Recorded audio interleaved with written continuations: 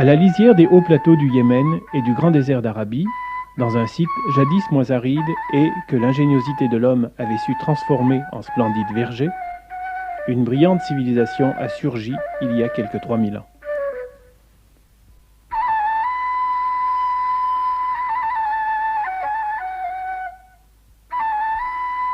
Ces vestiges, à peine exhumés, témoignent du haut degré technique de ses créateurs, les Sabéens. À Mareb, leur capitale, ils ont édifié des temples, bâti des palais, construit des barrages et accumulé des richesses qui attirèrent sur eux la convoitise des conquérants. Convertis à l'islam du vivant même du prophète Mohammed, les Yéménites contribuèrent efficacement au succès des armées arabes lancées à la conquête du monde. Mais le Yémen ne devait plus jouer qu'un rôle effacé sur la scène internationale. Replié sur lui-même, il a vécu en vase clos pendant près de 1000 ans.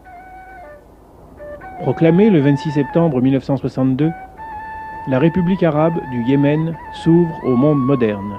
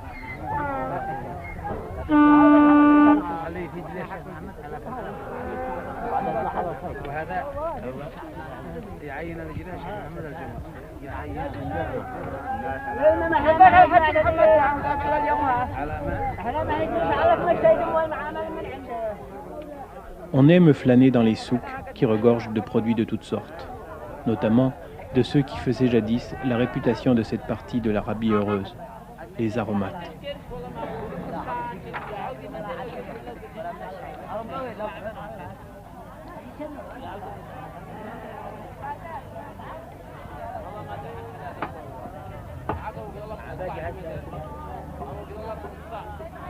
On y découvre aussi des bijouteries où sont tassés pêle-mêle les objets les plus divers.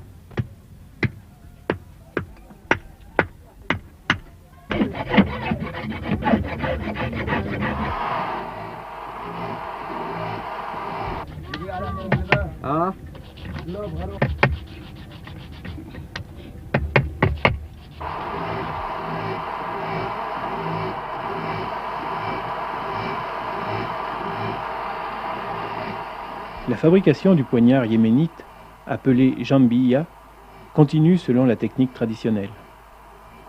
Il y a naguère une dizaine d'années, il était arboré fièrement par tout Yéménite libre en âge de porter les armes.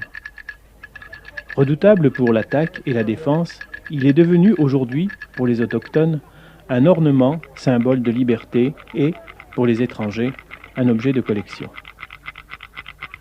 Le prix d'une jambiya peut être très élevé, selon son ancienneté et le matériau avec lequel est fabriqué le manche. La corne de girafe est très recherchée, car la patine finit par donner au manche une translucidité très appréciée des connaisseurs. Avec la jambiya, on exécute aussi des figures de danse guerrière.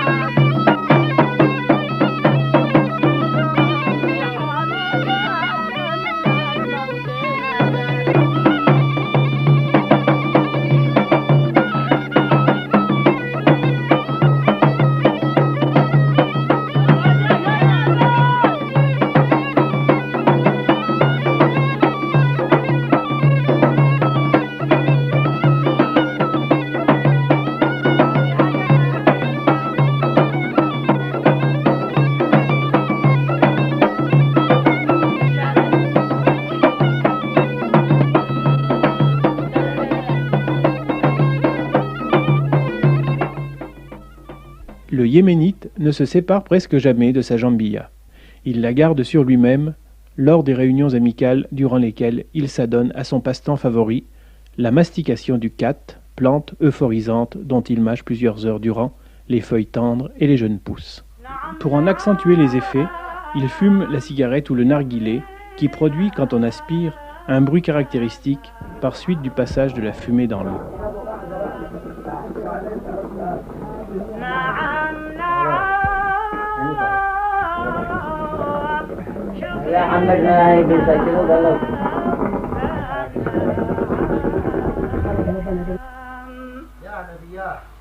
في كل حال فرض لازم أغنى وياك لكل سائل وعام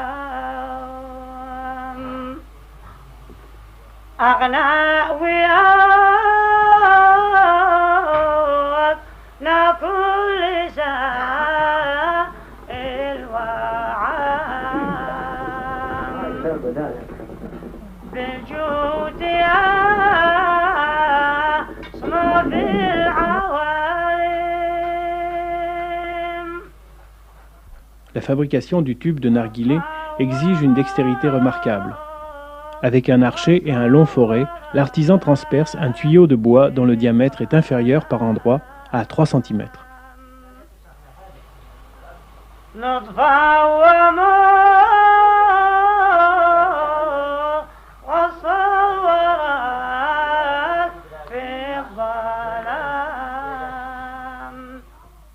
Non loin de la ville de Cambre, les tisserands vivent dans une ferme isolée. Ils appartiennent en effet à la catégorie humble de la population. Le tissage est une activité essentiellement masculine. C'est l'homme qui file la laine avec laquelle il fabrique ses magnifiques tapis. Gardienne du foyer, la femme lui prête sporadiquement son concours. La petite ville de Beit al-Faqi est réputée dans tout le Yémen pour la finesse de ses tissus aux couleurs chatoyantes qu'on fabrique encore d'une manière artisanale.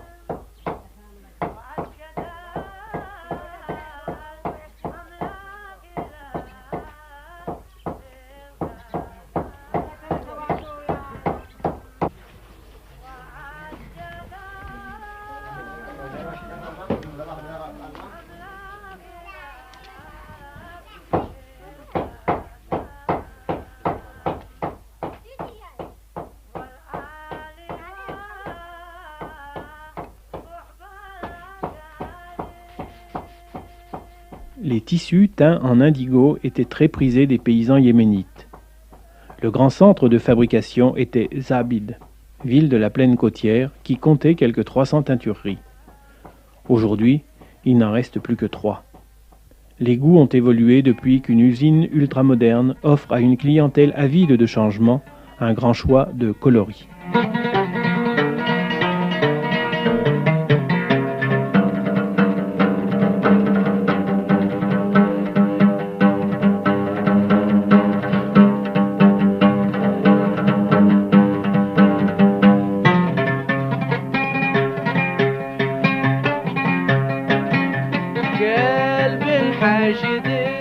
Cette robe de cérémonie de l'ancien imam, ce trône finement sculpté, incrusté de nacre et d'argent,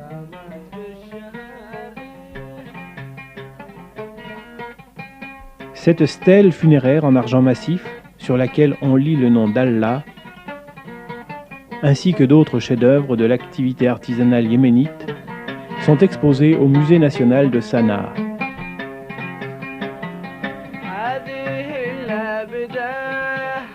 De nombreuses curiosités ethnographiques retiennent aussi l'attention du visiteur, notamment la reconstitution très réussie d'un mariage yéménite à la manière d'antan.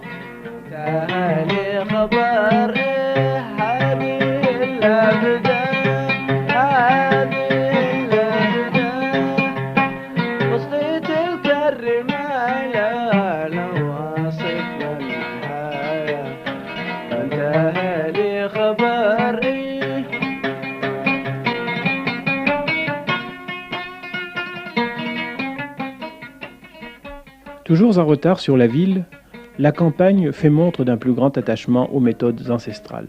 Les motopompes n'ont pas encore fait leur apparition dans cette partie de la plaine côtière, préservant ainsi la nappe phréatique d'un épuisement trop rapide.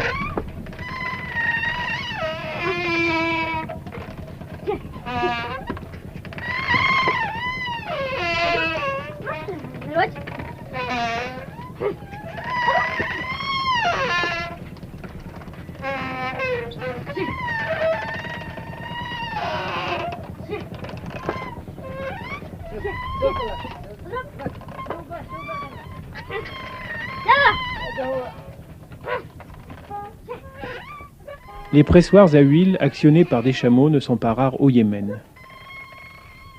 L'huile est extraite soit de la graine de moutarde, soit de la graine de sésame. Dans ce pays, où poussent diverses variétés d'arbres fruitiers, dont le noisetier et l'amandier, on ignore l'olivier.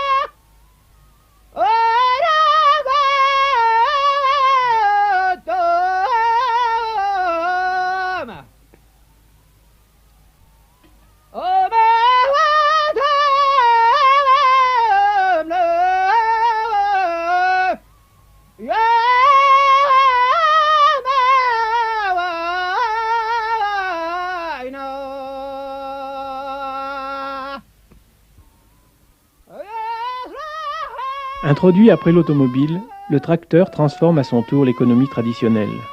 Mais dans un pays dominé par la haute montagne, son utilisation demeure malgré tout limitée.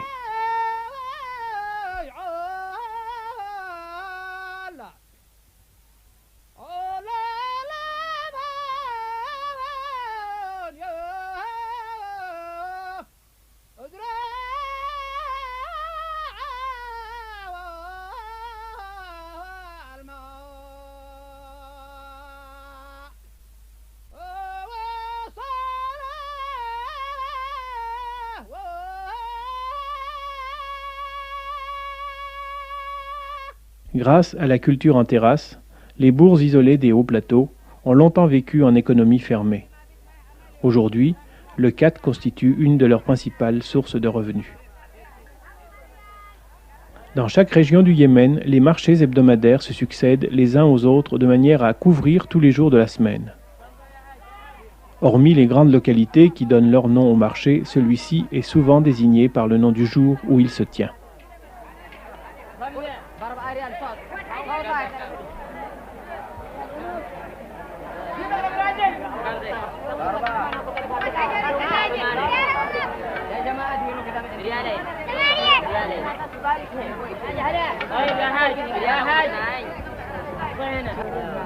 بايعة كلها تفلفل انا بايع تمر كلهم كم ها ريال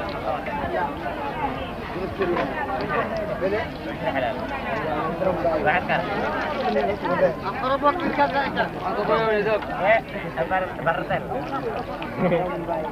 انا كذا اقرب وقت كذا الشغله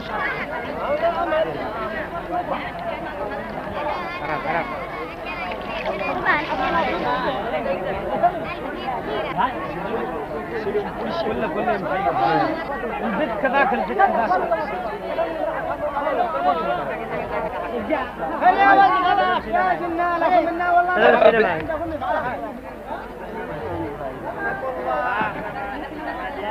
بكم الهدمة بكم؟ 10 ريال ها؟ بكم؟ دير يا ابن الولد حماد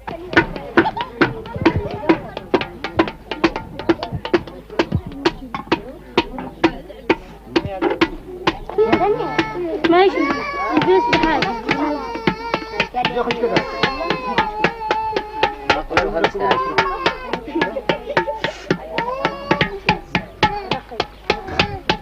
هذا دحين الكاميرا لك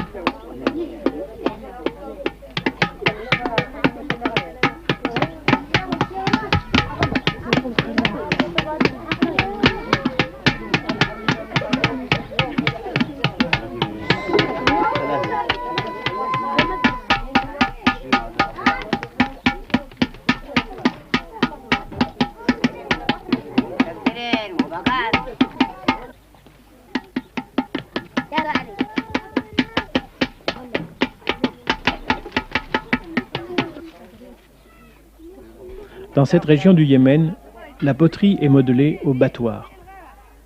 Ailleurs, on a recours à une autre technique qui utilise le tour. Séchés au soleil, les produits céramiques sont ensuite cuits au four. On fabrique aussi la brique crue et cuite. L'une et l'autre étant couramment employées dans la construction.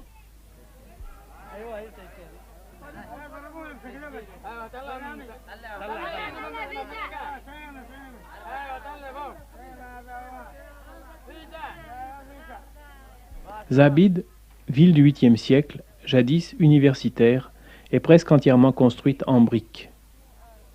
Plusieurs fois détruite, maintes fois incendiée, elle garde quelques-uns de ses anciens bâtiments, telle cette magnifique porte que prolongeaient jadis des remparts.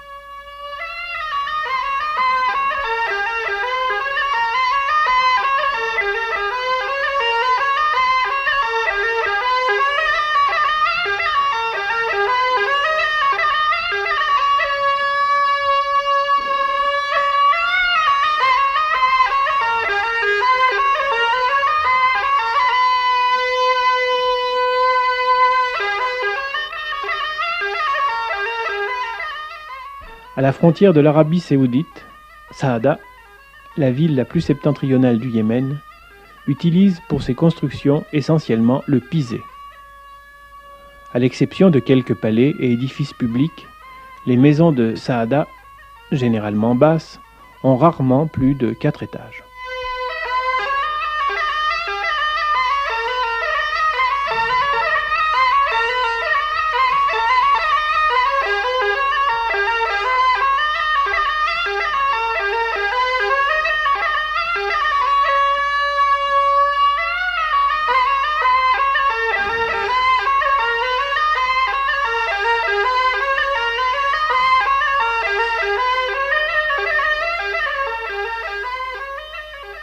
Construit par l'ancien imam, sur les ruines, dit-on, d'un palais antique, au milieu d'un impressionnant canyon, le château de la Pierre est considéré comme un chef-d'œuvre de l'architecture yéménite contemporaine. Sanaa, vieille cité arabe, aucune ville d'Orient ne lui est comparable. Ces plus anciennes maisons se distinguent par leurs fenêtres rondes. Elles sont fermées par une fine plaque d'albâtre qui laisse filtrer une lumière tamisée. La pièce maîtresse de la maison, celle où l'on reçoit, se trouve au sommet de l'édifice, bien que celui-ci comporte souvent 5 à 6 étages.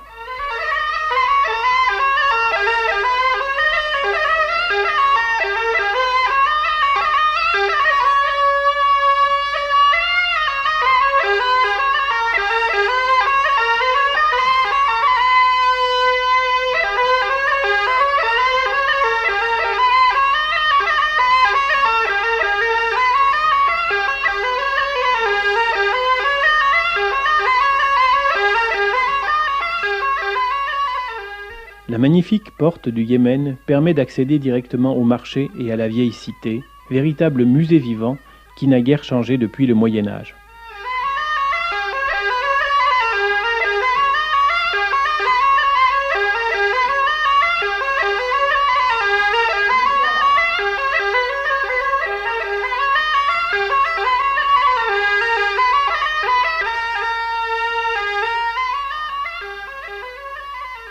Son architecture audacieuse serait d'origine babylonienne. Elle reflète pourtant l'influence de l'islam par son décor géométrique et par ses minarets d'où jaillit 5 fois par jour l'appel à la prière. Allahu Akbar, Allahu Akbar, Allahu Akbar, Allahu Akbar.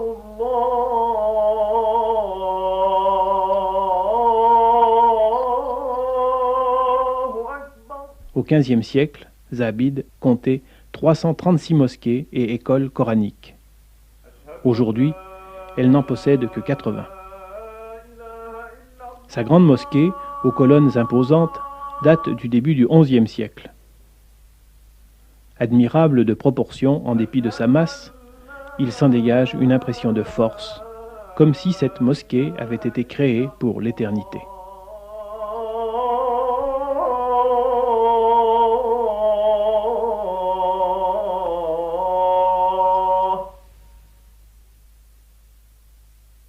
Adossée au mont Saber, la mosquée Ashrafiya domine Taez, ancienne capitale des Rassoulides et deuxième ville du Yémen.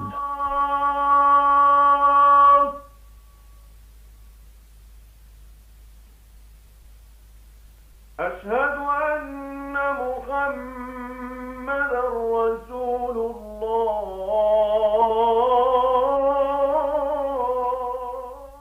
La grande mosquée de Saada est extrêmement vénérée des zaïdites, de la branche chiite de l'islam.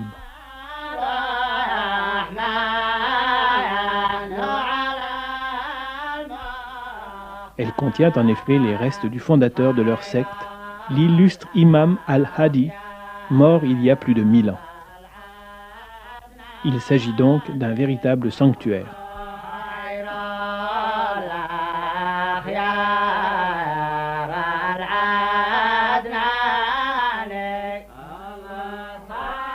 Par une insigne faveur, les prises de vue ont été exceptionnellement autorisées à l'intérieur de cet édifice sacré.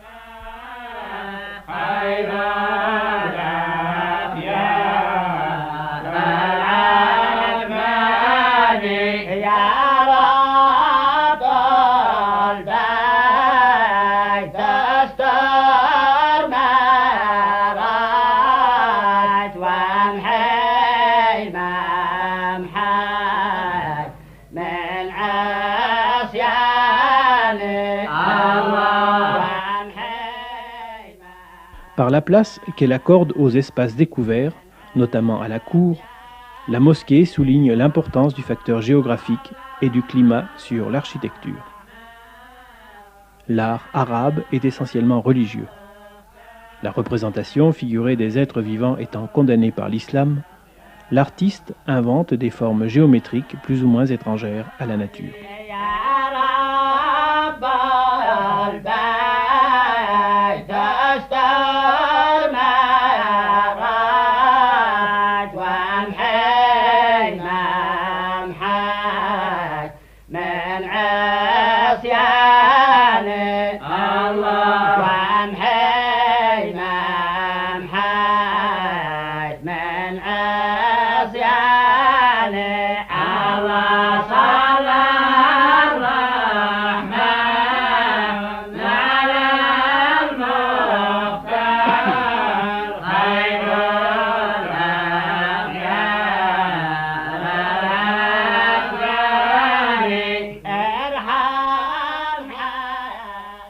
Le point de départ de son inspiration est le mihrab.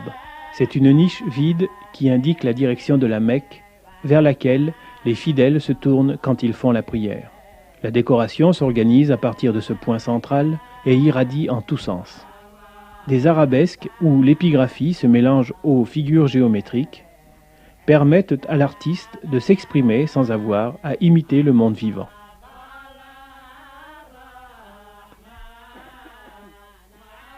Témoin d'un passé historique à peine exhumé, cette mosquée utilise des colonnes et des chapiteaux 3 fois millénaires provenant des ruines de l'antique Maghreb, aujourd'hui complètement disparues.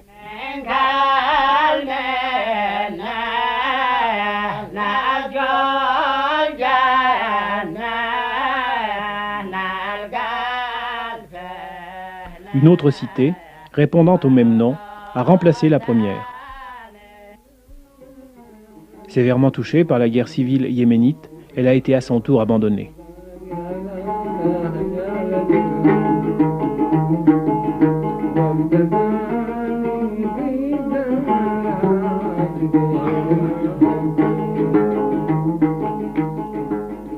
Pour décorer les façades, des pierres de l'ancienne ville ont été parfois réutilisées, telle cette corniche supérieure d'un temple sculpté au 5e siècle avant Jésus-Christ. Une partie importante des pièces conservées au Musée national de Sanaa proviennent aussi de l'antique Maghreb.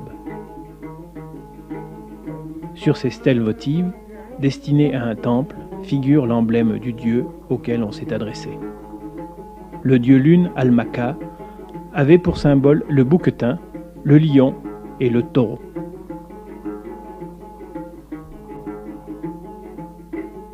Cette statue en bronze serait celle du puissant dieu Al-Makka.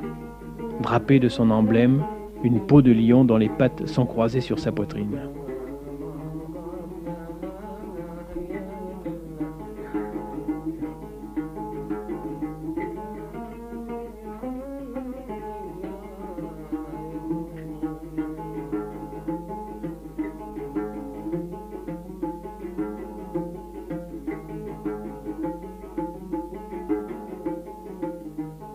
On y remarque aussi d'autres statues de divinités ou de monarques, parmi lesquelles ce relief katabanite représentant une déesse portant des bracelets et un collier. Elle lève la main droite en signe de bénédiction et tient dans la main gauche des épis de blé, symbole de fécondité.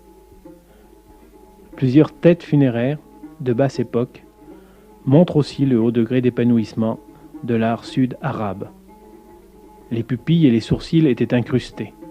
Le temps et le pillage ont eu raison du matériau précieux avec lequel ils ont été décorés. Par suite de leur contact suivi avec le bassin méditerranéen, les anciens yéménites avaient fini par subir la forte influence que la civilisation hellénistique exerçait alors sur les arts.